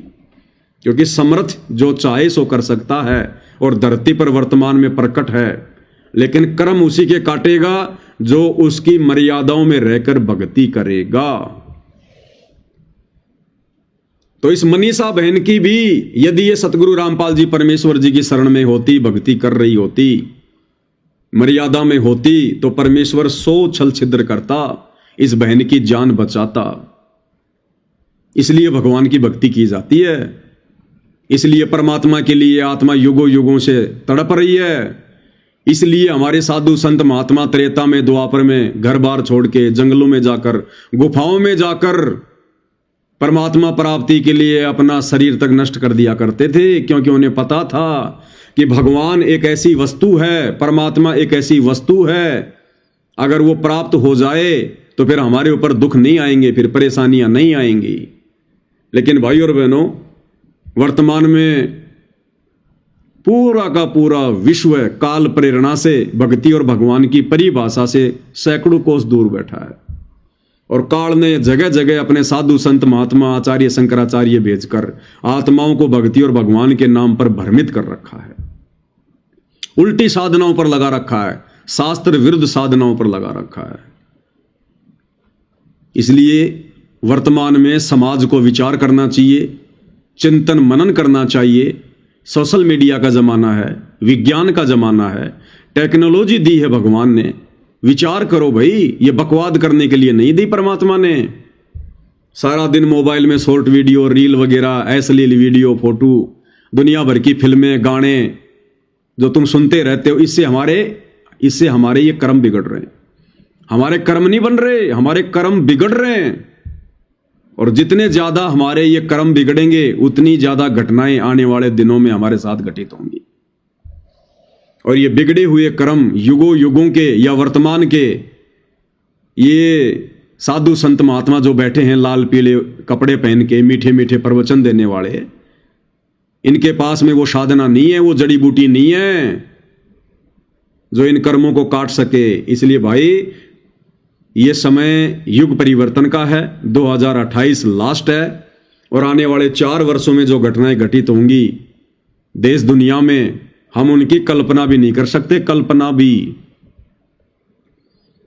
अगर अपना बचाव चाहते हो तो सर्वप्रथम सतगुरु रामपाल जी के प्रवचन सुनना शुरू कर दो। ये मोबाइल परमात्मा ने दिए हैं, किसी जीव की खोज नहीं है, किसी इंसान की बुद्धि का कमाल नहीं है। इंसान को आज से 20 साल पहले ढंग के जूते बनाने नहीं आते थे, ढंग के जूते भी पैरों में पहनने के लिए, कपड़े भी ढंग के बनाने नहीं आते थे, एक दाढ़ी करने की एक ब्लेड तक नहीं बना पाया इंसान आज तक। सतयुग से लेकर लाखों साल बीत गए, पशुओं का चारा काटने की मशीन तक नहीं बना पाया इंसान। त्रेता युग में रामचंद्र जी थे, द्वापर में श्री कृष्ण थे, वो तो भगवान थे। गर्मी से बचने के लिए एक पंखा भी नहीं बना पाए, मनोरंजन के लिए एक रेडियो भी नहीं बना पाए, घोड़े जोड़ जोड़ के चला करते थे, ढंग की रोड भी नहीं बना पाए। आज का इंसान क्या राम और श्री कृष्ण से ज्यादा बुद्धिमान है क्या, जो इंसान ने बना लिया होगा? ये परमात्मा ने बुद्धि दी है, परमेश्वर ने भक्ति करवाने के लिए। और दुनिया ये टीवी, रेडियो, मोबाइल, कंप्यूटर के माध्यम से बकवाद कर रही है। तो भाई, ये कर्म बिगड़ रहे हैं। ये विज्ञान, ये साइंस, ये उपकरण, मोबाइल, इंटरनेट, परमात्मा ने हमें जिस सदुपयोग के लिए, सत्संग सुनने के लिए, भक्ति करने के लिए दिए हैं, अगर हमने ये काम करना शुरू नहीं किया तो भाई तेजी से कर्म बिगड़ेंगे। और आने वाले समय में ऐसी घटनाएं आपको जगह जगह देखने को मिलेंगी, जगह जगह, इससे भी बड़ी बड़ी घटनाएं। रातों रात भूकंप आएगा, पूरा का पूरा गांव तबाह हो जाएगा। यहां तो खाली एक औरत के साथ में बलात्कार हुआ है, यानी उसकी हत्या हुई है। और जब भूकंप आता है, जैसे अभी तुर्की में आया थोड़े दिन पहले, थाईलैंड में आया थोड़े दिन पहले, नगर का नगर तबाह हो गया, लाखों की संख्या में लोग दबकर मर गए। तो ऐसी घटना आने वाले समय में भाई तेजी से घटेंगी, तेजी से। और धरती पर दूसरा कोई बचाव का तरीका नहीं है, चाहे हिंदू हो, मुसलमान हो, सिख हो, ईसाई हो। कितने पापड़ बेल लेना, कितने मंदिर, मस्जिद, चर्च, गुरुद्वारों में जा जाके अरदास कर लेना। जब कोरोना में तुम्हारे भगवान, देवी देवता, तुम्हारे वाहिगुरु, तुम्हारे मसीहा, तुम्हारे अल्लाह मोल्ला तुम्हारी मदद करने नहीं आए और तुमने ही उस परिस्थिति का सामना करना पड़ा, जो मरे वो मरे, कोई भगवान नहीं बचाने आया। तो आने वाला समय तो उससे भी कई गुना ज्यादा विनाशकारी है। तो भाई और बहनों, आप किसकी उम्मीद में बैठे हो? और जो हर संभव हमारी मदद करने के लिए तैयार है, उसका हम नाम भी नहीं ले रहे, उससे हम पीठ किए बैठे हैं अपने परवरदिगार से। तो भाई, वो हिंदुओं का भगवान, मुसलमानों का अल्लाह, सिखों का वाहिगुरु, ईसाइयों का मसीहा आज धरती पर परमेश्वर रामपाल जी के रूप में सशरीर प्रकट है। इंसानों को समझाने के लिए भगवान सिर पर सींग लगा के नहीं आएगा, इंसानी बन के आएगा और गुरु रूप में आता है परमात्मा। गुरु यानी ज्ञान देगा, पहले ज्ञान देगा, जानकारी करवाएगा, और उसके बाद फिर हमने उनके शरण में आना पड़ता है। जैसे रामचंद्र जी ने वशिष्ठ को गुरु बनाया, श्री कृष्ण जी ने दुर्वासा को गुरु बनाया। अरे 33 करोड़ देवी देवताओं का गुरु भी कौन है? बृहस्पति। अरे राक्षस भी बिना गुरु की भक्ति नहीं करते, राक्षसों का भी गुरु है शुक्राचार्य। और आप और हम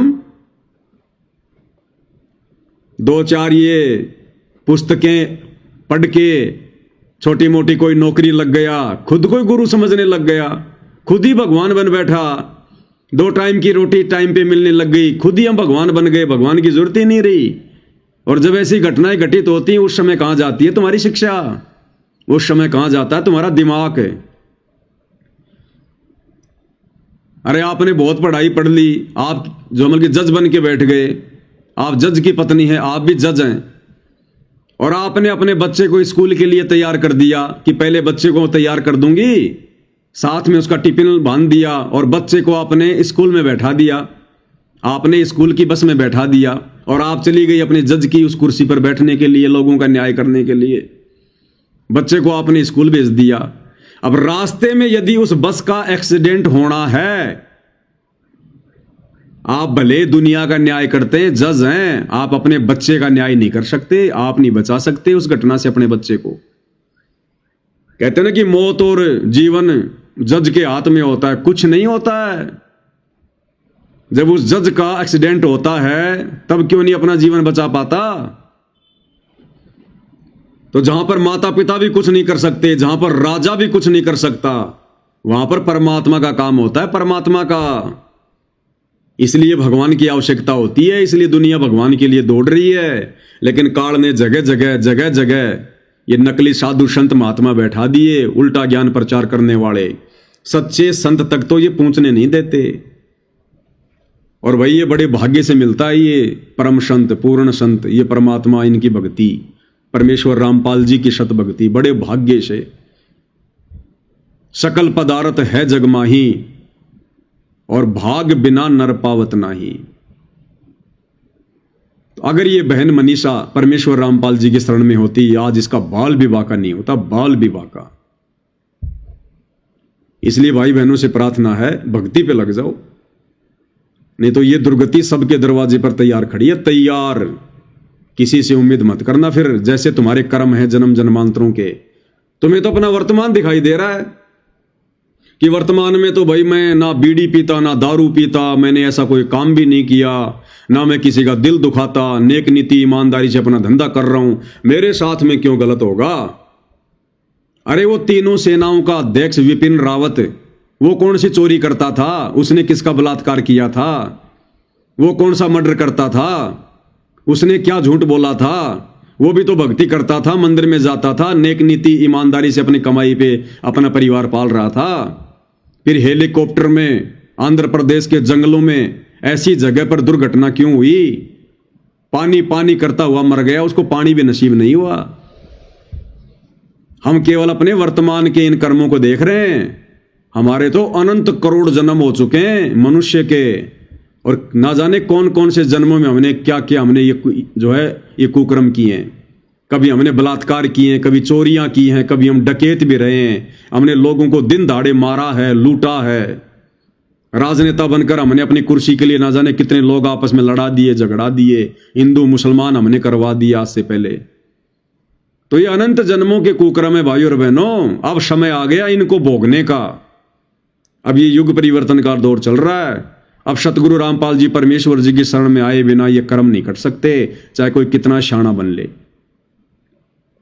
इसलिए प्रार्थना कर रहे हैं कि भाई और बहनों, भक्ति कर लो, भक्ति बहुत जरूरी है। और इसी युग परिवर्तन के संदर्भ में आजकल जो दुनिया भर के भविष्यवक्ता भविष्यवाणियां कर रहे हैं, यूट्यूब पर अपने वीडियो अपलोड कर रहे हैं, उस कल की भगवान के विषय में बता रहे हैं, युग परिवर्तन के विषय में बता रहे हैं। एक छोटा सा वीडियो आपको दिखाते हैं भाई और बहनों। ऐसे ही एक व्यक्ति है जो वीडियो बनाता है और क्या कुछ ये संकेत दे रहा है। हालांकि ये क्या कह रहा है क्या नहीं कह रहा है, लेकिन ये जो बातें कह रहा है वो बिल्कुल सत्य हैं। आने वाले समय में युग परिवर्तन के दौरान ऐसा ही होना है। 2026-2027 महाविनाशक नानी याद आ जाएगी दुनिया को, और उस समय कौन बचाएगा? सुन लो, इस भाई के मुंह से सुन लो।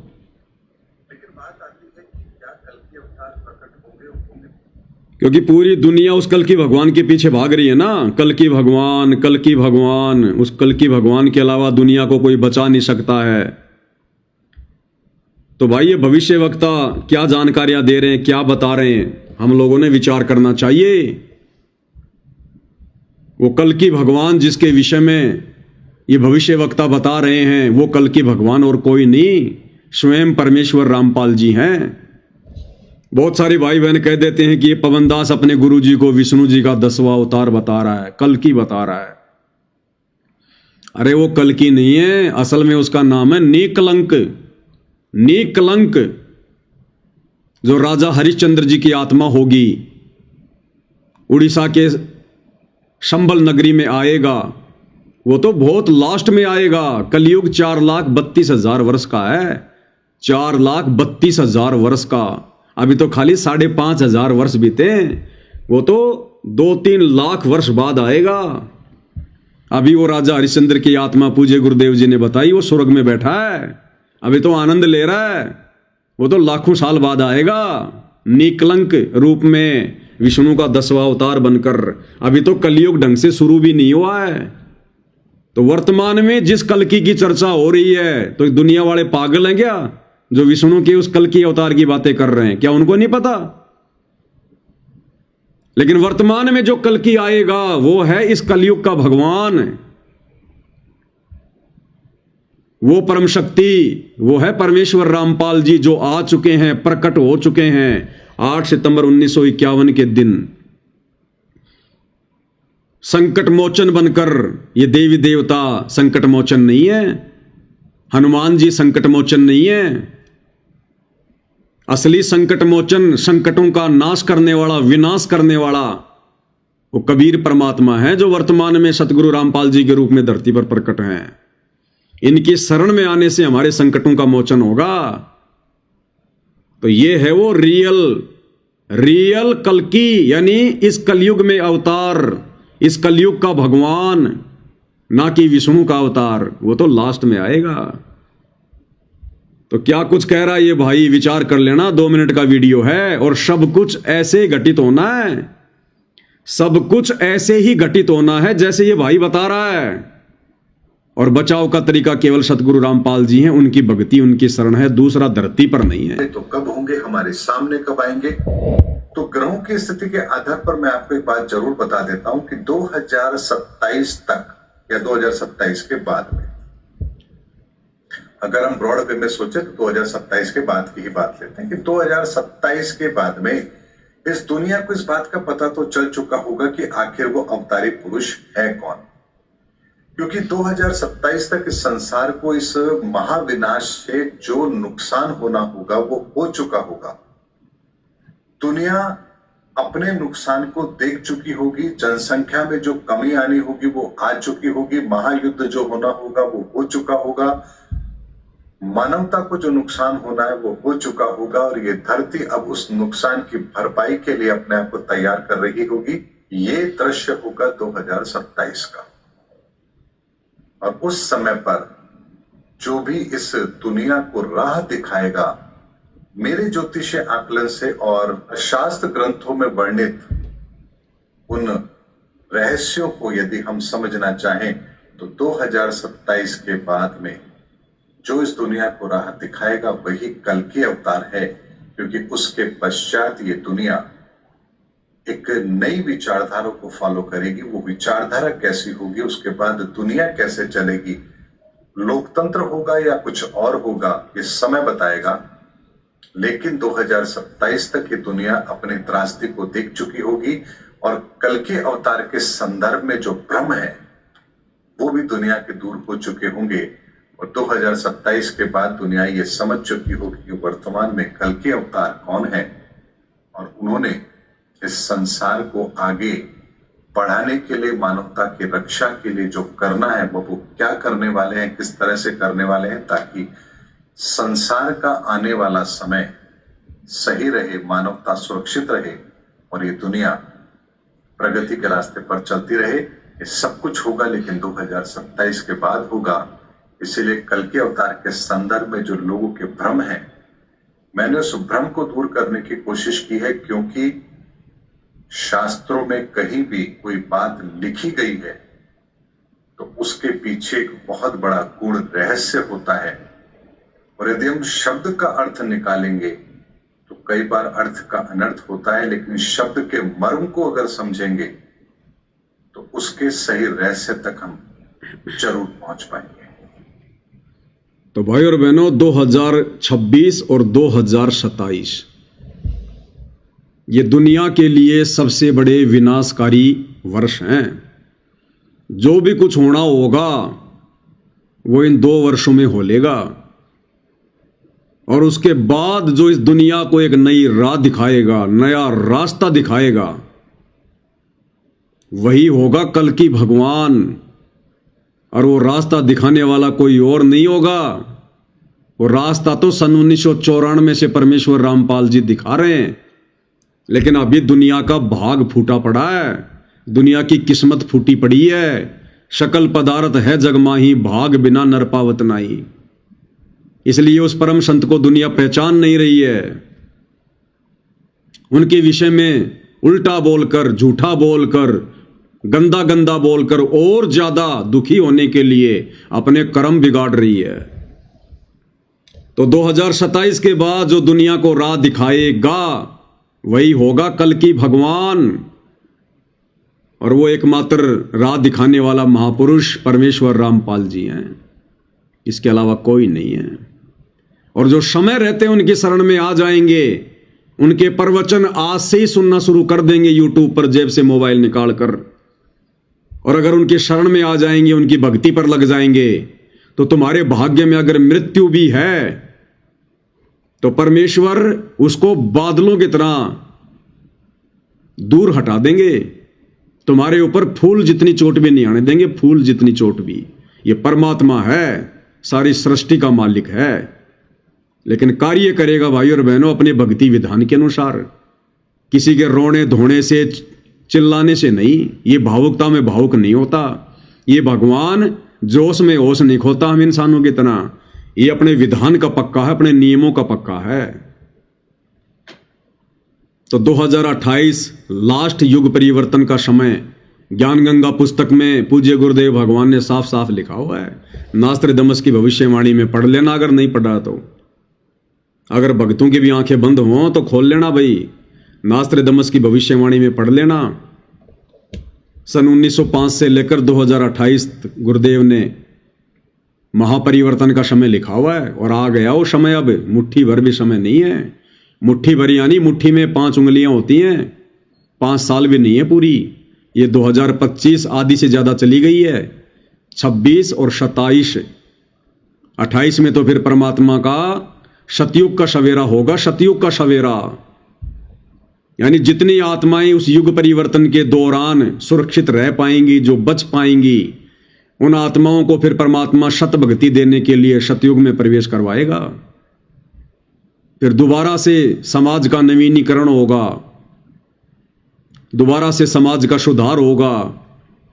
जितनी भी जो ये दुष्ट आत्माएं होंगी, पाप आत्माएं होंगी, नास्तिक व्यक्ति होंगे, अधर्मी व्यक्ति होंगे, जिन्होंने इन 2 वर्षों में 26 और 27 में शराब पीना नहीं छोड़ा, नशा करना नहीं छोड़ा, मांस खाना नहीं छोड़ा, चोरी जारी डकैती ठगी भ्रष्टाचार करना नहीं छोड़ा, रिश्वत लेनी नहीं छोड़ी, बलात्कार करने नहीं छोड़े, उनके बक्कल उतरेंगे, बक्कल। ये प्रकृति किसी को नहीं छोड़ेगी। वो ऐसे जाएंगे जैसे गधे के सिर से सींग जाते हैं, क्योंकि 2028 के बाद सतयुग में केवल परमात्मा की विशेष धार्मिक और पुण्यकर्मी और आस्तिक आत्माएं ही प्रवेश करेंगी। इसलिए इन विषय विकारों से, नशे से, मांसाहार से, चोरी, जारी, ठगी, रिश्वतखोरी, मिलावट, काला बाजारी, भ्रष्टाखोरी जितना जल्दी दूर हो जाएं उतना ही हमारा फायदा है। नहीं तो खुद तो डूबेंगे सो डूबेंगे, अपने परिवार को भी लेकर डूबेंगे। परिवार को भी, जिस परिवार को पालने पोषने के लिए आज हम ये चोरी, जारी, ठगी, रिश्वत, भ्रष्टाचार कर रहे हैं। हम युग परिवर्तन के दौर से गुजर रहे हैं। ये सामान्य दौर नहीं है, सामान्य समय नहीं है। सरकारों ने जितनी शक्तियां करनी थी कर रखी हैं, जितने कड़े कड़े नियम सरकार बना सकती थी बना लिए, लेकिन फिर भी ये कुक्रम नहीं रुक रहे। चोरी, जारी, ठगी नहीं रुक रही। आए दिन नए नए ये तरीके चोरी करने के, लोगों को ठगने के, साइबर ठग, ये बलात्कार करने वाले, झूठ बोलने वाले, रिश्वत लेने वाले, मिलावट करने वाले सारे कर्म कर रहे हैं।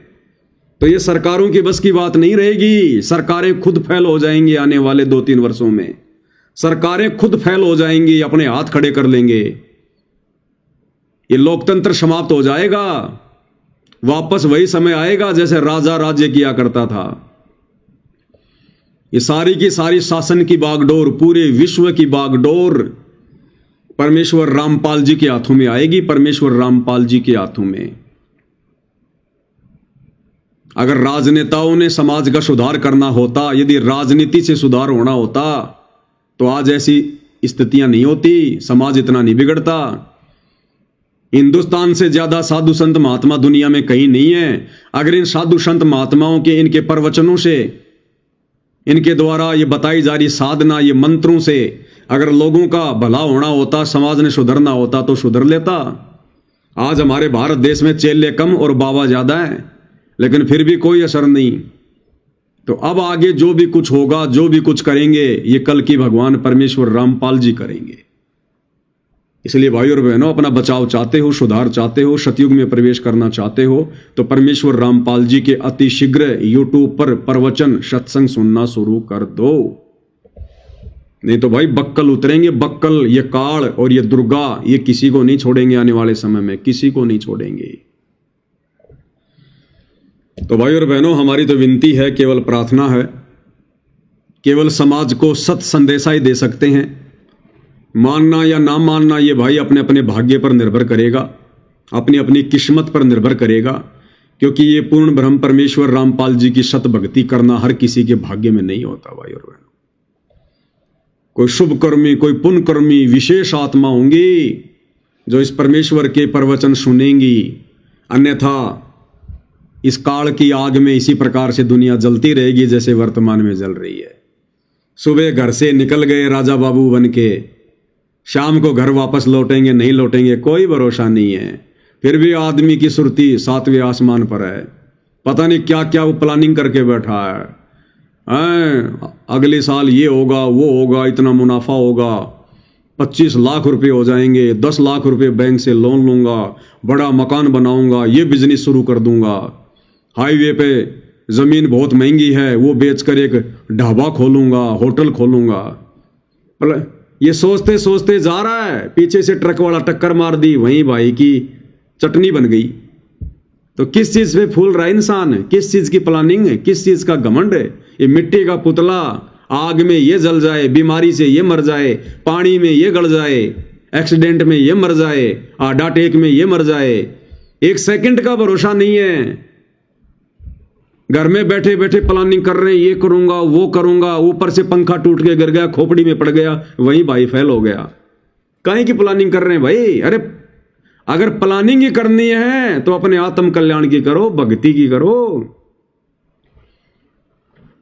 कि आज मैं सतगुरु रामपाल जी के सत्संग सुनना शुरू करूंगा और बहुत जल्दी मैं उनकी भक्ति ग्रहण करूंगा। 2-4 महीने उनके सत्संग सुनूंगा, तुरंत उनकी भक्ति ग्रहण करूंगा, अपना आत्मा का मैं कल्याण करवाऊंगा। इस गंदे लोक से अपना पीछा छुड़वाना है, ना जाने कब यहाँ मौत आ जाए, ना जाने काल की कर डारे, किस विध डल जा पाश आवे, और जिनाते सिरते मौत खुड़क दी उन्हानु केड़ा आशावे। 1 सेकंड का भरोसा नहीं यहाँ पर, और 50 साल आगे की हम ठेकेदारी ले रहे हैं बिना ज्ञान के, संतों के अभाव में, शास्त्र अनुकूल साधना के अभाव में, भक्ति के अभाव में। तो भाई ये पूर्ण भक्ति, शास्त्र अनुकूल सत भक्ति लेकर स्वयं परमेश्वर कबीर जी सतलोक से चलकर 8 सितंबर 1951 को परमेश्वर रामपाल जी के रूप में धरती पर प्रकट हैं। अपना आत्म कल्याण चाहते हो तो भाई आज से ही सत्संग सुनना शुरू कर दो, नहीं तो बहुत बुंडी बनेगी, बहुत बुंडी, समझ में नहीं आओगी योग्य हो गया। तो भाई और बहनों, आज के वीडियो में केवल इतना ही। कल परमेश्वर फिर मौका देंगे तो उनकी महिमा में उपस्थित होंगे। तो आज की वीडियो में पूज्य गुरुदेव भगवान के आशीर्वाद से केवल इतना ही। गुरुदेव हमें आशीर्वाद दें, सद्बुद्धि दें, हमारा मार्गदर्शन करें, सत भक्ति मार्ग से हमें भटकने से परमेश्वर बचाएं, भक्ति में हमारी श्रद्धा बने, हमारी दृढ़ता और विश्वास बने। गुरुदेव अपना आशीर्वाद पल पल हम सभी सत्सेवक भाई बहनों पर बनाए रखें। एकमात्र हमारी यही उम्मीद, हमारी यही इच्छा उनसे है। बंदी छोड़ सतगुरु रामपाल जी भगवान की जय हो।